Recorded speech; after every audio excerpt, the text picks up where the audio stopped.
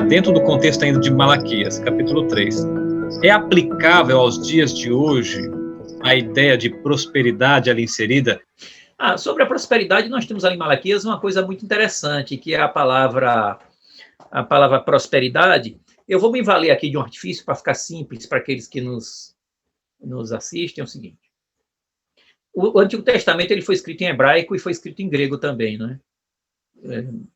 Séculos antes de Jesus, os próprios judeus fizeram a Bíblia em grego, porque tinha muito judeu que morava fora de Israel e não sabia mais ler hebraico. Então, os próprios judeus fizeram isso, né? Essa Bíblia, a gente sabe que ela foi usada por Jesus e pelos apóstolos, principalmente pelos apóstolos. Como é que a gente sabe? Porque ela já existia há mais de 200 anos, quando Jesus veio à Terra. E pelo tipo de citação, pelo tipo de linguagem que o autor do Novo Testamento usa quando ele cita, a gente sabe que foi essa Bíblia. Ou foi o texto hebraico, ou foi essa Bíblia em grego. Que as duas eram usadas pelos judeus como Bíblias fidedignas, palavra de Deus, autoridade, etc. Porque eles mesmo que fizeram isso, né? Tá muito bem. Na tradução grega do Antigo Testamento, que é a Septuaginta, essa que eu estou falando, em Malaquias 3:12, né? E todas as nações da terra vos chamarão bem-aventurados, né? Porque o fruto da vide não vos será estéril, né? E repreenderei o devorador. E vocês Abrirei serão... as comportas do céu. Abrirei e tal. Então, aquilo tudo ali era se eles fossem fiéis nos dias das ofertas. Mas não é só nos dias das ofertas, porque o livro de Malaquias não se resume ao capítulo 3, 8 em diante. Se você chegar no versículo 6, Malaquias 3:6, ele vai dizer o seguinte: vocês têm que deixar a idolatria, a injustiça social, parar de oprimir o órfão, a viúva.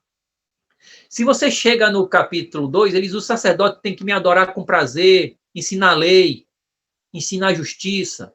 No capítulo 1, ele fala: ó, vocês sacerdotes estão oferecendo sacrifícios imperfeitos, etc. Então, o livro de Malaquias é um todo. Ele vai dizer assim: vocês estão repudiando vossas esposas, eu odeio o divórcio. Então, ele condena a bruxaria, a injustiça social, a opressão, ele condena a adoração enfadonha, que não é por amor, ele condena a infidelidade conjugal, e ele condena a infidelidade de oferta. Então, é um combo. O livro de Malaquias é um pacote espiritual. Então, muita gente diz assim: não, vou devolver o dízimo e as ofertas para Deus me abençoar. Não importa se eu seja adúltero, etc., assassino, etc. Então, um pistoleiro pode dizer assim: Senhor, é o seguinte, ó, eu mato um por mês. Se o senhor, eu vou devolver o dízimo para que o senhor me abençoe, que eu quero matar pelo menos 3. Entendeu? Ou uma pessoa que se prostitui pode dizer assim: olha, eu tenho um caso de prostituição a cada dia, eu quero ver se eu tenho 10, porque aí eu vou ser fiel nas ofertas. O pecado, não é? É ele que faz. Quando a gente lê lá Isaías 59, verso 1 e 2, o que é que ele diz? O ouvido do Senhor não está gravado para que não possa ouvir, nem o seu braço está encolhido para que não possa salvar. Mas os vossos pecados fazem separação entre vós e o vosso Deus, encobre o rosto de vós para que vos não ouça. Então, Isaías 59 está nos ensinando que o que impede a bênção de Deus ouvir as orações e estender o braço para nos salvar, não é só o pecado de se apropriar, como usa a linguagem bíblica, roubar o dízimo e as ofertas. É a opressão social, a injustiça com os órfãos, com as viúvas, é a opressão ao nosso próximo, injustiça em geral, é a infidelidade conjugal, é a adoração mentirosa, é a oferta falsificada, entendeu? Que o pessoal dava para eles, coisa de má qualidade, animais de má qualidade, porque naquele tempo a moeda era muito escassa. Existia, mas era escassa. Então, o que a gente percebe ali é um combo. E a bênção de Deus depende do combo. O camarada não pode dizer assim: eu devo me oferta, mas cometam os pecados, Deus é obrigado a me abençoar. Como alguns dizem, algumas religiões, com todo respeito, eu respeito a ideia dessas pessoas, mas eu não posso aceitá-las como sendo verdadeiras bíblicas, porque são um erro grosseiro. Agora, se você me disser assim: uma pessoa está aprendendo a verdade de Deus, está começando a caminhar no Evangelho, e ela começou o evangelho devolvendo o dízimo, mas ainda transgride outras coisas. Ela está na ignorância, a luz está chegando aos poucos. Aí é diferente. Porque Deus vai abençoá-la, mesmo ela, como ela pode começar, digamos, deixando de usar drogas, não devolve dízimo, não faz nada, mas, oh meu Deus, eu quero Jesus como Salvador, e deixa de usar drogas. Mas faz muita coisa errada ainda. Mas começou abandonando alguma coisa errada. Isso é o quê? A pessoa está engatinhando. Então, aquela coisa certa que ele está fazendo não é dizer, não, isso não vale nada porque você está errando em outras coisas. Não, não é bem assim. É assim quando a pessoa sabe tudo, tem maturidade espiritual e não obedece, fica falseando por condescendência, por infidelidade voluntária. Mas não é o caso. O caso de alguém que, sinceramente, aceitou Jesus como seu salvador pessoal, mas ele não sabe mais nada o que fazer. Isso vai ser com o tempo. O Espírito de Deus vai mostrar para ele, olha, meu filho, roubo não pode, desonestidade, mentira, violência, ser muito violento, você bate nas pessoas, pare de xingar, pare disso, pare daquilo, e a pessoa vai crescendo, mas à medida que ele vai crescendo, ele vai adotando práticas espirituais. Então, há uma promessa para o dízimo. Se você é sincero, mesmo não praticando tudo, mas é sincero naquilo que você conhece, a promessa do dízimo é válida, Deus vai lhe abençoar mesmo. A bênção não é porque você vai devolver o dízimo simplesmente. O fato de você devolver o dízimo já é uma prova que Deus lhe abençoou, porque só tem dízimo para dar quem tem bênção recebida. Agora, interessante, que é um detalhe que eu quero chamar a atenção aqui, é que na Septuaginta, a palavra bem-aventurança ali, ou felizes, todas as nações os chamarão felizes. A palavra feliz ali é Macário. Bem-aventurado, feliz, no verso 12. Se você devolver o dízimo das ofertas, com sinceridade, sendo fiel a Deus no que você conhece e tudo mais, eu vou lhe abençoar, abrir a janela do céu e todas as nações vão se chamar felizes. Mas note que essa bênção não era para o indivíduo esnobar e viver nababescamente. Essa bênção é para que todas as nações chamem o povo de Deus de bem-aventurado. É uma bênção coletiva para testemunhar a todas as nações. A bênção de Deus é para testemunhar da bênção de Deus às nações, e não para enriquecimento egoísta. Jesus disse, ide por todo mundo, pregai o evangelho a todas as nações. Em Malaquias, Deus ia abençoar o povo para as nações serem atraídas. Em Mateus 28, 19, Jesus abençoa seus discípulos para ir encontrar o povo. Em Malaquias, o povo vem atraído pela bênção que Deus dá ao seu povo. O mundo vem atraído pela bênção. Em Mateus, Jesus manda levar a bênção. Em Malaquias, é aquilo que nós chamamos de evangelismo centrípeto.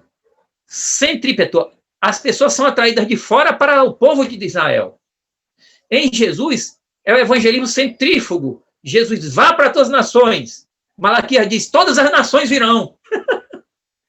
Malaquias é uma bênção, uma missão centrípeta, e Mateus é uma missão, uma bênção centrífuga. Leve o evangelho, as boas novas de salvação, a bênção para todas as nações, todos os povos. Ali, a bênção era para testemunhar e não para enriquecimento avarento, cobiçoso de crentes materialistas, capitalistas. Essa mesma palavra Macário, bem-aventurado, é usado por Jesus. A mesma palavra de Malaquias é usada por Jesus, em Mateus 5, para falar das bem-aventuranças. Bem-aventurados os pobres de espírito, bem-aventurados os mansos, bem-aventurados os pacificadores, bem-aventurados os perseguidos. Então, a bênção de Malaquias, Jesus dá para a gente que é perseguida, que é mansa e é pobre de espírito. A mesma palavra usada a Macário para os judeus que Deus abriu a janela do céu porque foram feitos ao dízimo, Jesus pega essa bênção e dá para os perseguidos, os injustiçados por causa do nome dele. Já Pedro, quando chega lá em Tiago 5,18, se não me falha a memória, deixa eu me conferir na Bíblia aqui, a palavra Macário, bem-aventurado, é usada para as pessoas que sofrem com paciência. Para os filhos de Deus que sofrem com paciência. Por isso que aqui 5 verso 10, não é 18, é 10 e 11. Diz assim: irmãos, tomai por modelo no sofrimento. Ele não está falando no livramento, ele está falando de modelo no quê? No sofrimento. E na paciência, os profetas, os quais falaram em nome do Senhor. Então, ele está falando que o modelo nosso de sofrimento são os profetas que falam em nome do Senhor. Aí ele diz no verso 11, eis que temos por felizes. Essa palavra feliz é a mesma palavra Macário, que é usada por Jesus ao falar dos perseguidos, que é usada por Jesus para falar dos mansos, dos humildes, dos pacificadores, e que é usada por Malaquias na Septuaginta para falar daqueles que são fiéis nas ofertas. Aí ele diz assim, temos por felizes os que perseveraram firmes. Firmes em quê? No que ele falou no verso 10. No sofrimento. Paciência no sofrimento. E ele cita um exemplo, entre outros, ele cita o exemplo de Jó. Tendes ouvido da paciência de Jó, e vistes que fim o Senhor lhe deu, porque o Senhor é cheio de eterna misericórdia e compassivo. É bem verdade que Jó foi livrado, mas ele cita Jó não é para destacar o livramento, ele cita Jó para destacar que Jó é um exemplo na paciência no meio do sofrimento. Jó foi feliz não foi quando ele foi livrado.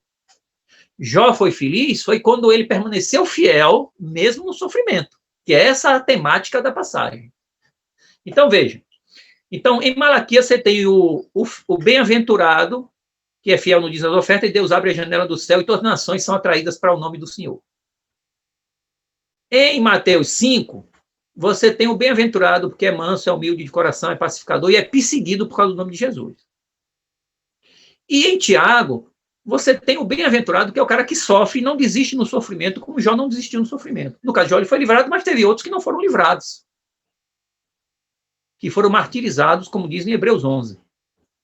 Foram mortos e não tiveram livramento, mas eles foram bem-aventurados. E a Bíblia diz em Apocalipse, bem-aventurados os que morrem do Senhor. Então, bem-aventurado, abençoado e feliz é quem morre no Senhor. Bem-aventurado é quem passa sofrimento com paciência. Bem-aventurado é quem é manso e humilde de espírito. Bem-aventurado é quem perseguiu o nome de Jesus. E bem-aventurado é aquele que devolve o dízimo e as ofertas e recebe dinheiro para que todo mundo veja aquele servo do Senhor e ele atrai as pessoas para servir a Jesus. O dinheiro dele é para testemunhar, não é para ele esnobar e se gabar do dinheiro. Então, a verdadeira teologia da prosperidade é a teologia da fidelidade a Deus, na saúde ou na doença, na prosperidade ou na adversidade. Porque os grandes servos de Deus não foram ricos, a maioria deles. Alguns foram e outros não foram. Então, o pessoal gosta de falar de Abraão, gosta de falar de Davi, Salomão. Mas o pessoal se esquece de Elias, esquece de Eliseu, esquece dos mártires de Hebreus capítulo 1, ou capítulo 11, esquecem dos que, bem-aventurados que morreram no Senhor, esquecem dos que foram degolados por causa do testemunho de Jesus, que menciona lá em Apocalipse, não é? E assim por diante. Então, feliz não é aquele que se dá bem na terra, feliz é aquele que se dá bem com Deus. Agora, é claro que todos nós queremos nos dar bem com Deus e ainda ser rico, mas nem todo mundo está preparado para ser rico.